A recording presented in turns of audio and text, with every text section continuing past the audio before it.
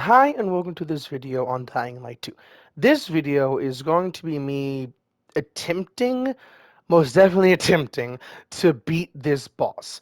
This boss is the final boss of the campaign. I think there's a way, and I haven't done every single campaign, every single version of this campaign. I am on the second playthrough, final boss, but this fucker is really hard because you do not have any of your abilities and do not have a lot of the combat. Like, you don't have the ability to drop kick, you don't have the ability to do heavy attacks, really, you don't have the ability to do a whole lot of different things because of little things here and there.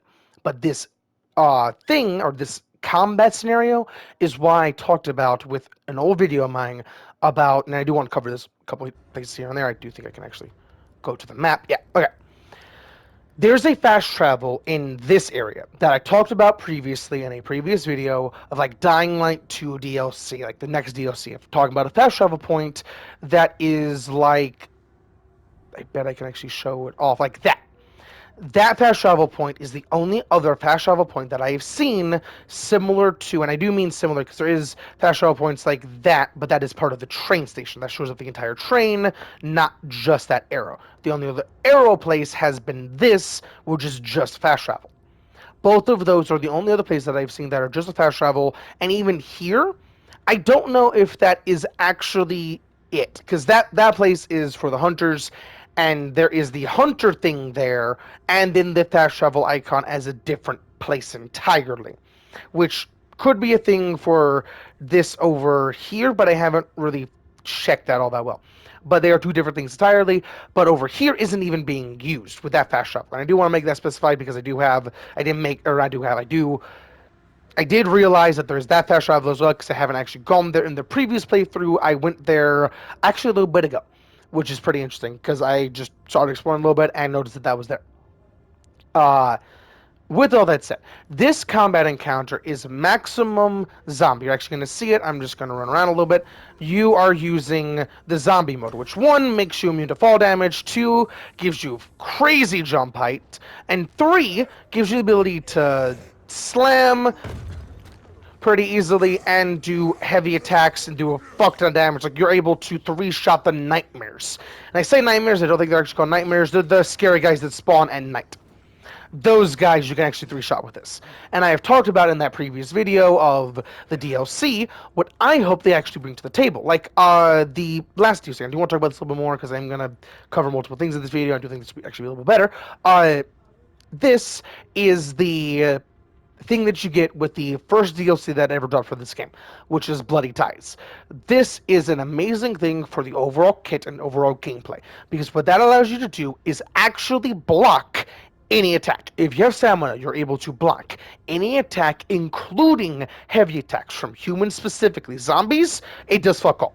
Zombies, they can easily just grab over it. Humans can also grab you, but zombies are typically to grab you. When a nightmare jumps at you, don't even when you are fighting a nightmare, just don't even try it. You're better off with literally anything else. Like, for zombies, I typically use that because that is just not gonna really work. like like at all. But the thing I hope, first, because of where that is and what could actually be done with this. I bet with Legend I will actually get these abilities and get the ability to actually like customize the kit or something, because I haven't gotten that yet. All I'm missing is that one thing, which I need to get that one more level to then be able to go into legendary things. I don't actually know what those bring, but if that next expansion could actually expand off of this overall gameplay, like, the first thing that you'll notice from right there is that this movement is a little jank. Like, you only have extra height, where you're actually going to see when I jump over here, like, you don't have a good jump like he has when you have the slide. The slide should be something like that. You should be able to slide and launch yourself. You should be able to do a crazy movement here and there because of what you actually are. You are a sentient, like, volatile nightmare concoction, if you're able to truly control this. And something amazing about this gameplay, or about the story overall, is you innately had control over, and I say you as Aiden innately had control over that monster form. Even though he blacked out, he did not kill Ator. in good or bad, or good as in working with the freedom guys, bad as in working with the other guys. There's actually a third option where you work with yourself more than anything, but or not yourself, work with the rich guy. I forget exactly his name, but there are three options. I've not done the third option. That's the one I'm going to do next. But those are okay. I put this. I had something I was saying. I had reason for talking about that. All three of those enable so much more gameplay. Fuck, I had a point. I forgot it exactly. Fuck. I am going to be running through this. And the reason why I said possibly complete this, most likely attempt, is because the combat is not something I'm really good at. It's a lot of dodging and Dark Souls type of gameplay where you have to dodge and know exactly what you're doing, but this overall encounter is a little bit jank. Like, for an example, when I dodge, I can't just swing typically. That was a good swing, but not every swing will be as good as that one and as smooth as that one, because sometimes, and even when he's about to hit, he still doesn't actually hit, and even when I dodge, it doesn't actually dodge. It just sticks me. The combat is actually a little bit jank, but only really in this encounter, and I don't know why. I'm guessing, oh yeah, it was specifics about how this game could act, or how I was talking about that, and I did finish that actually. I was gonna say about the gameplay and how that slide, or not that slide, the slide should be a little bit better. And overall, like there should be a lot of cool shit. I don't know how they could actually implement it, what they could really do to make it a balanced thing overall, but it sounds pretty cool to actually be able to implement. And I am swinging, but okay. Swing, please. Nope. Okay.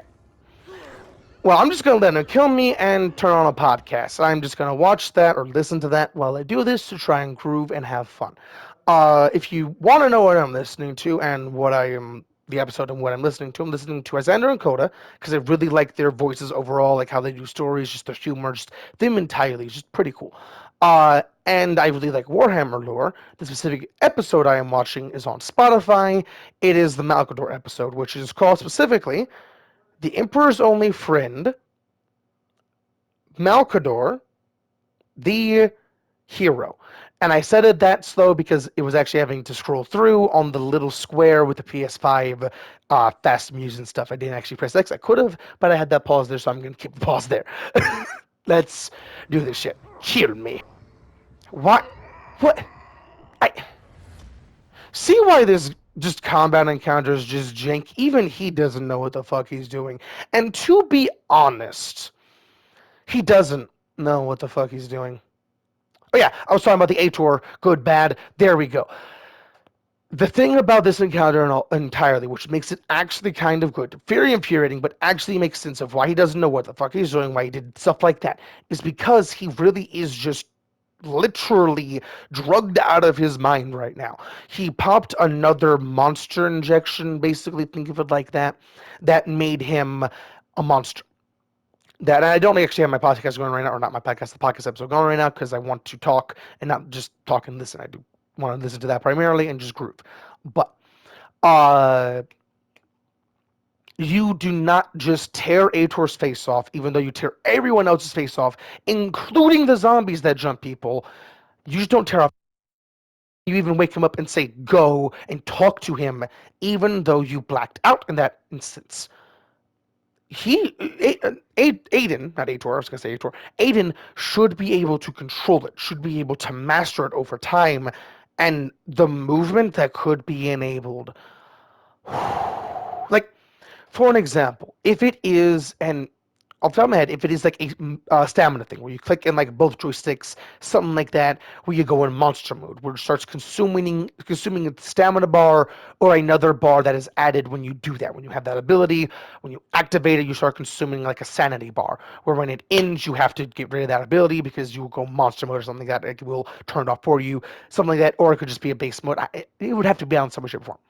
Like for an example, the rage consumable has the increased damage resistance and all of that, but at the main cost of blurred vision. Like something, I don't think it should be blurred vision, but something where you can actually just Hulk out whenever you want to be very handy.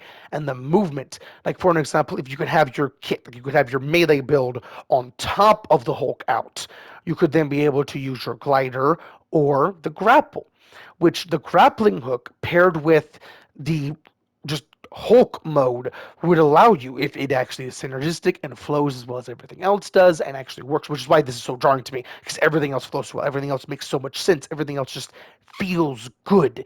Just this one encounter is just jank, because it's like you're meant to be able to do more. Like, look at the map. You're meant to be able to do more. Like, there's these here, there's those there. You're never able to get back here ever, and yet you're not even able to do the drop kick, man. Like, imagine a roided out nightmare zombie of a man running full speed at you and drop kicking through somebody's chest. Like, that gameplay sounds so fucking fun, and it shows just by the environment that this was,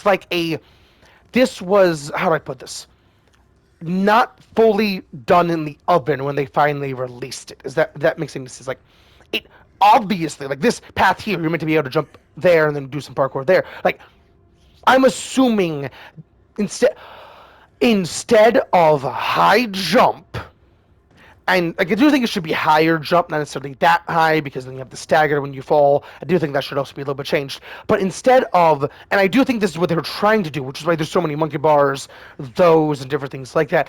Ooh, that actually I think is slide to, yeah, okay.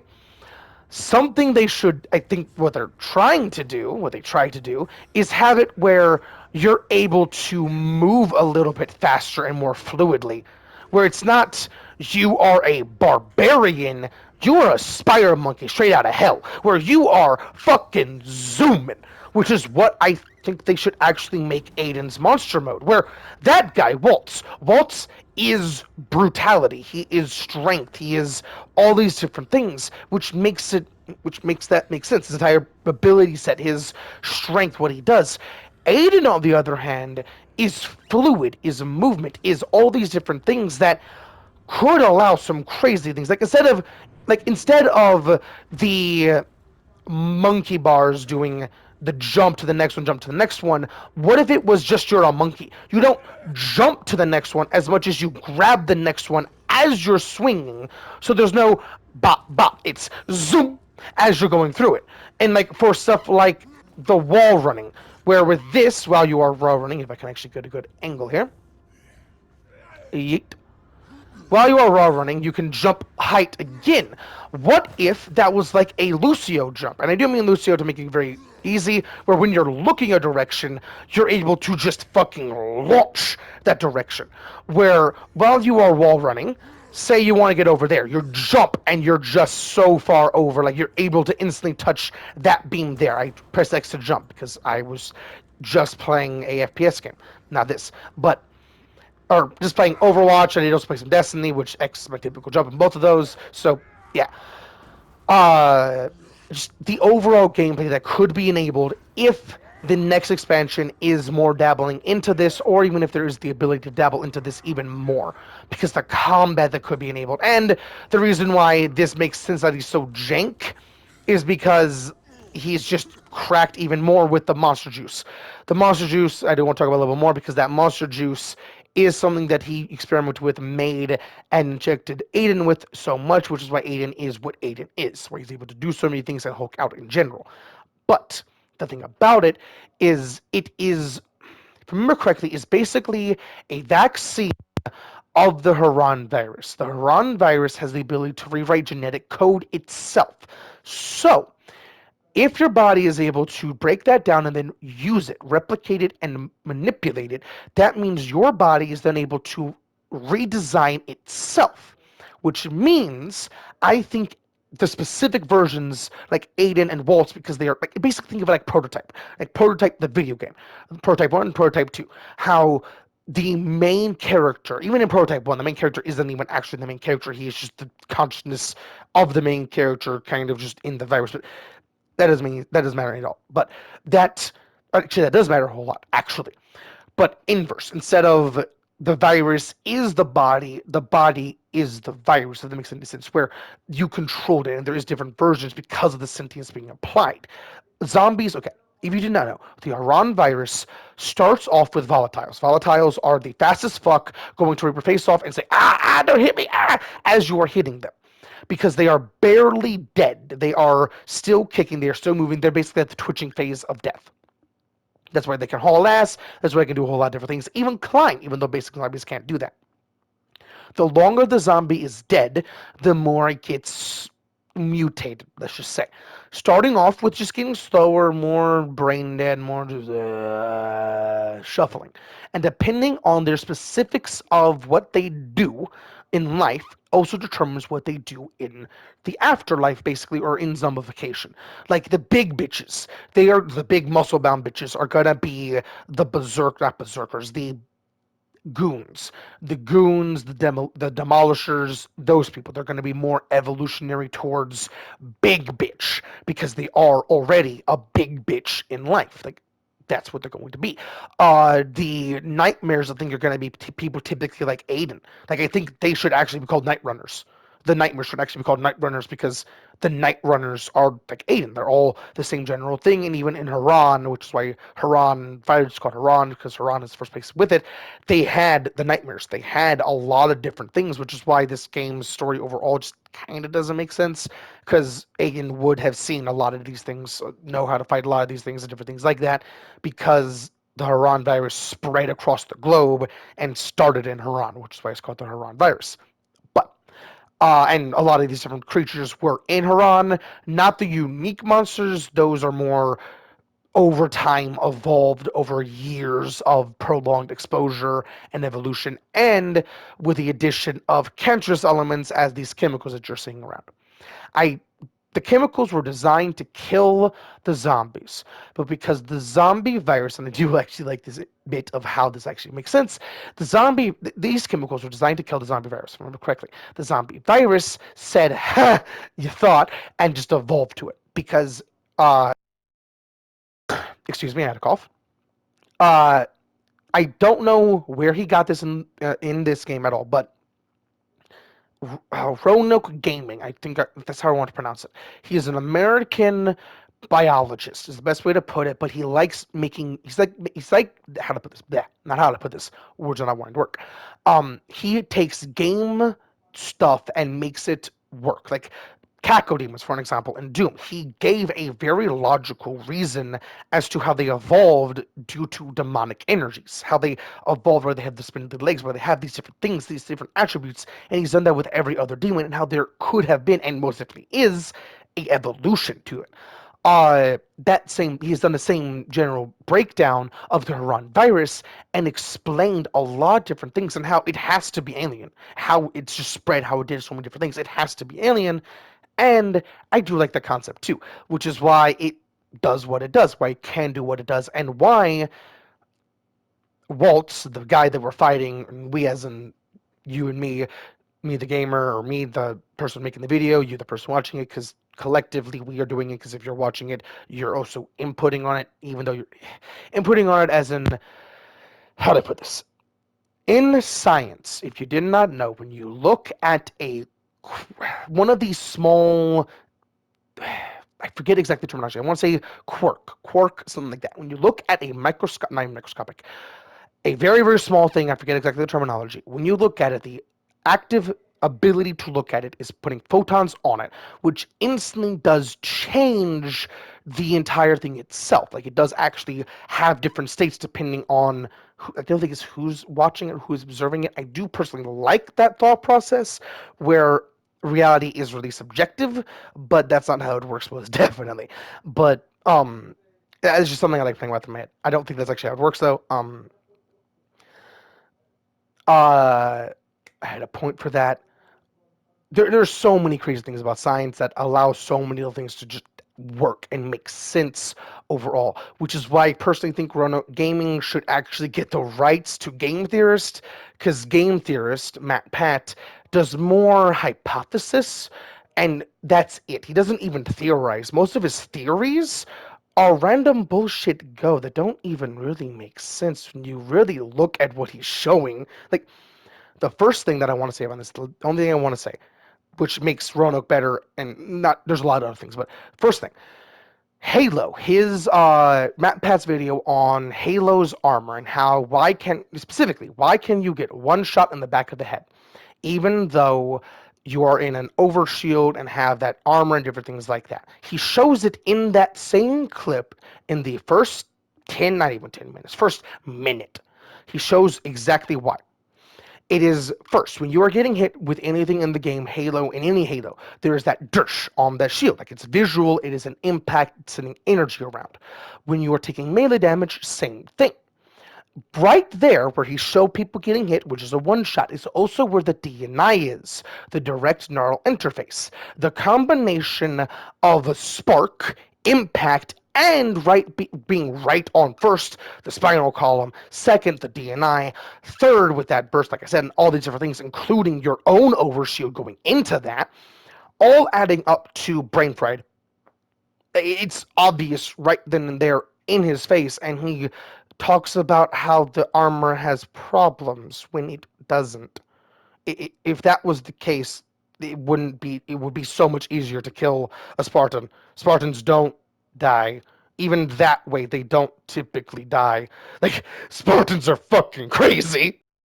And I mean Spartans as in Master Chief era Spartans. Later Spartans aren't even Spartans, they're people in cool armor. They're more Iron Man than Captain America. And Captain America is more of a similarity to Spartans or Master Chief Spartans than any other comic book because they have some crazy things genetically. With all that said, let's kick some ass. And get our asses collectively kicked. I dodged, and that there, I would have gotten hit. How the dodging mechanic works is like in typical Dark Souls, as you're about to get hit, you have to dodge. So I dodged as I'm about to get hit, but it just didn't actually count because the jankiness of this movement, which is kind of annoying. There we go. Okay, I'm gonna groove and listen to a podcast, even though the podcast episode is gonna be a little bit longer than the available time. But I'm not even gonna edit this. I'm just gonna groove now and not say a word. So I hope you enjoy, and I hope you enjoy watching me get my ass handed to me by a drugged out individual. I was The reason why I just said is because I thought I was muted the entire time because I pressed mute and it did the unmute icon on my screen even though somehow I was already muted or unmuted even though jank. And the reason why I know this is because I rewatched the video because something else about PlayStation is that there's a little pop-up on the same thing that able to easily say activate or pause or unpause anything that you're listening to on Spotify specifically is what I've really seen it easily be used for, but or what I use it for. In that same thing, you're able to easily watch things, and I realized you're actually able to hear the podcast. You actually heard the first couple lines of this podcast, which is actually pretty cool. And I do highly suggest watching this podcast or watching the episodes on YouTube because I do have episodes. They also have They also have a Spotify and a Patreon, which is what I try to say with podcast.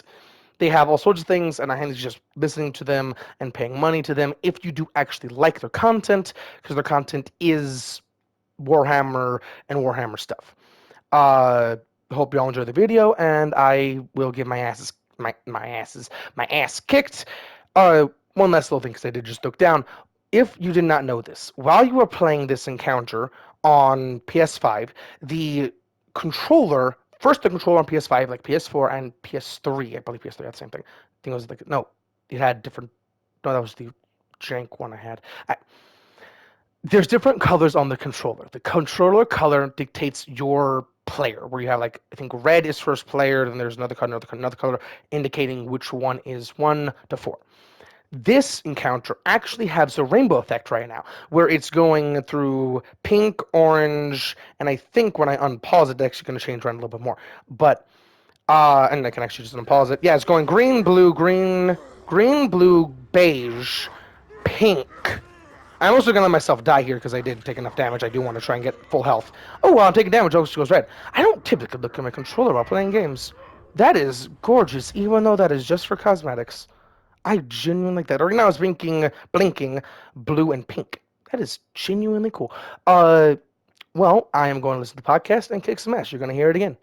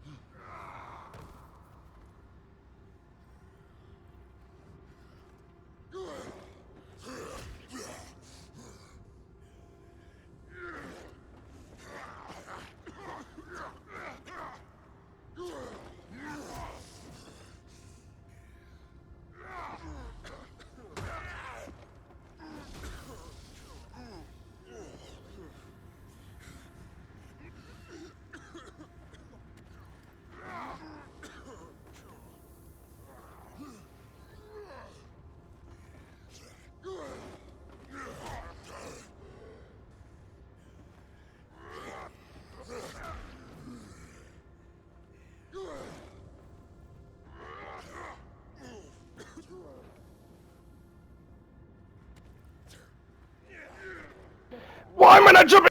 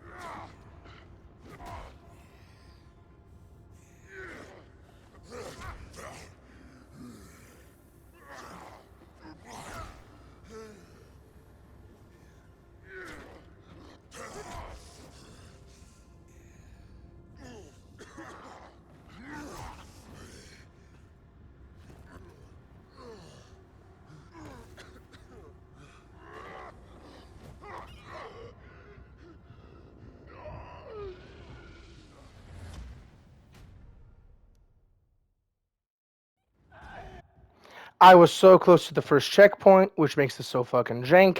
I held the button, it didn't jump. I held the button, it didn't jump. And it did jump, actually, a little bit, but nowhere near even if I tapped the jump somehow, because that.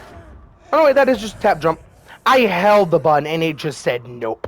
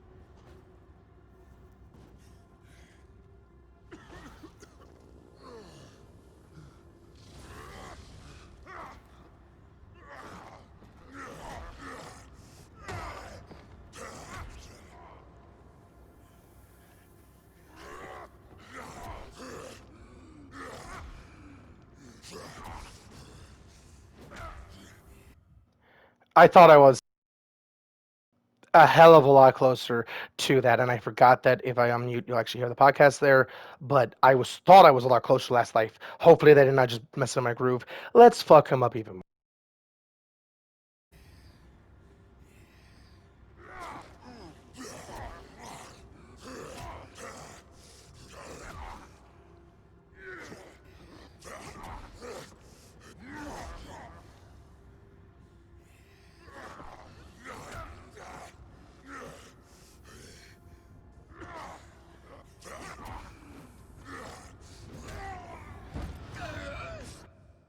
There it Give me the key, or you'll kill everyone. Do you understand?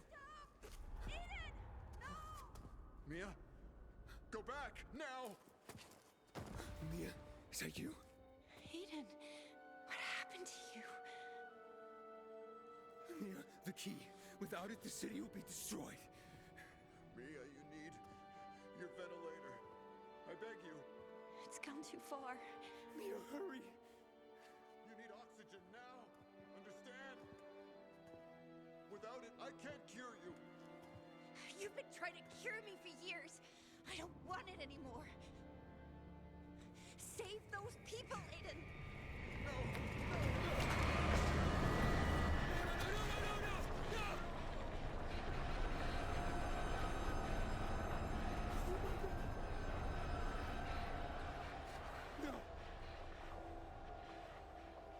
Mia, please.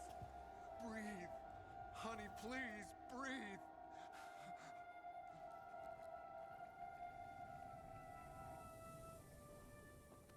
Help me.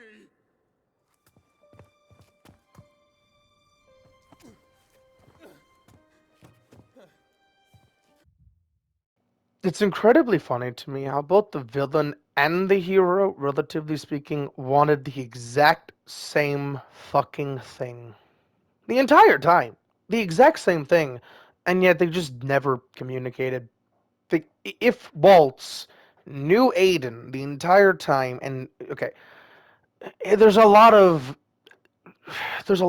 weird shit going on with this story overall, which makes it weird. Like this, okay, spoiling the story, even though this is a massive spoiler overall. This entire episode is kind of a massive spoiler, but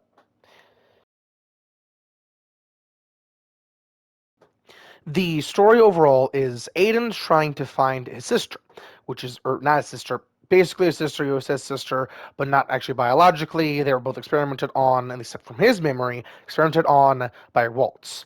Where Waltz was experimented on both correctly, yes, but the thing about it, the specifics about it, is he thought that he had a promise with Mia to leave. And the reason why I said this because like it's funny about how this works.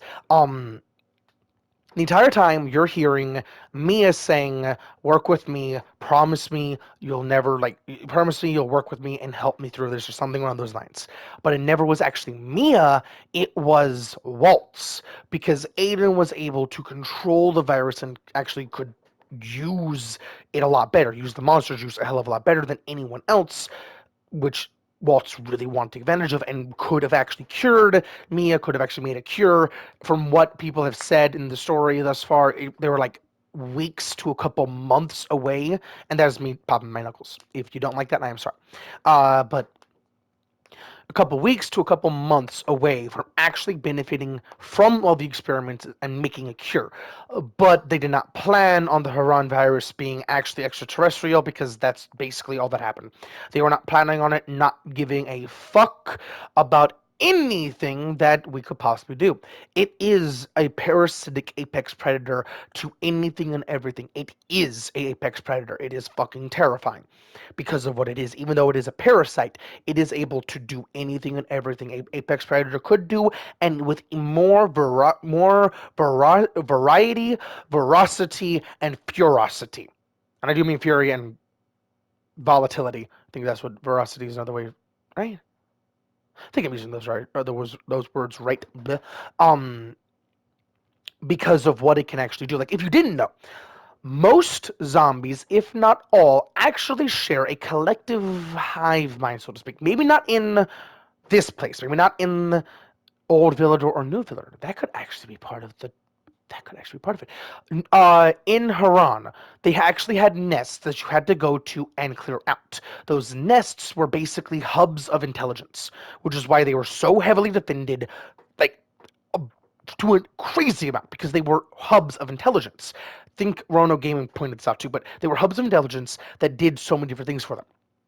That's why they were so terrifying, really, why they could do so many different things, and why not why they could do so many different things, which is why they brought them there. It was like a hive mind collective. Like, they never got good intelligence, they just became better and better animals, basically, over time. But I bet because of the chemicals and because of that cancerous thing about how the chemicals are interacting with the Haran virus itself, kind of mixing together and making just horrible abominations on so many different levels where they could genuinely just have their own personal sentience, which is why they have to yell, like the nightmares have to yell to another nightmare saying, "He's over there, get his ass!" kind of thing. Not, if I remember correctly, in Dying Light 1, where one yells, they all know you're there. They're all coming for you. Even the bald, they are on your ass. This one, it's a lot easier to get away because of the movement. The older one, okay, how to put this? This one, they are on your ass as much, but because they literally spawn from the woodwork more than the first one. But this one, because of the movement alone, if you had the same movement as Dying Light 1, you would not be able to survive any night whatsoever. Because of the additions to the movement, you're able to. But that's only because they're able to spawn from literally anywhere. Like, there's windows they can spawn from, there's vents on the roofs they can spawn from, like, they can spawn from anywhere, which makes this one a lot more fun and a lot more hectic overall. Dying Light 1 is a lot easier and harder in different ways here and there, but those similarities are pretty cool and what makes these games a lot cooler overall. This video was not actually for the story. This was for the gameplay, which is why I'm pausing here. If you want to play this game, I highly suggest it. This game is also 4-player and single player, with the ability to be playing offline to allow you to pause like I am, and also if you're playing on PlayStation, for an example. Because, okay, first, online games, if you're on a server, not your own personal server, I think even if you're on your own personal server, it'll still kick you out because you're playing an online game and you disconnect the online. If you're on PS5, you can then go to YouTube if you're on, say, an offline game, watch some YouTube, take a break, eat some food, and then go back to the game right where you are whenever you paused it, which is amazing about offline games, and why I suggest anyone that has a PS5 to at least have a offline game they genuinely really like and just play if they're waiting to do something. Like, it's just a good time waster. People typically play on the phone. A PS5 gamer could just play a good offline game. With all that said, I hope you enjoy this video, and I don't know if you heard the can or the clink of glass. The can that you heard earlier, if you did hear that, was because I have a soda can in front of me that I just drank out of. The clank was because I have a cup in front of me that I haven't taken down yet. The other dishes that you've heard in other videos have already been taken downstairs. I just haven't taken these down yet because I don't really take them down during the day. I take them all down at night because I just build up a collective just concoction, relatively speaking, of dishes because I eat in my room, watch videos in my room, that general thing. Take it all down at night. Makes it easier overall. Uh, with all that said, I hope you all enjoyed the video, and I'll catch you all in the next one.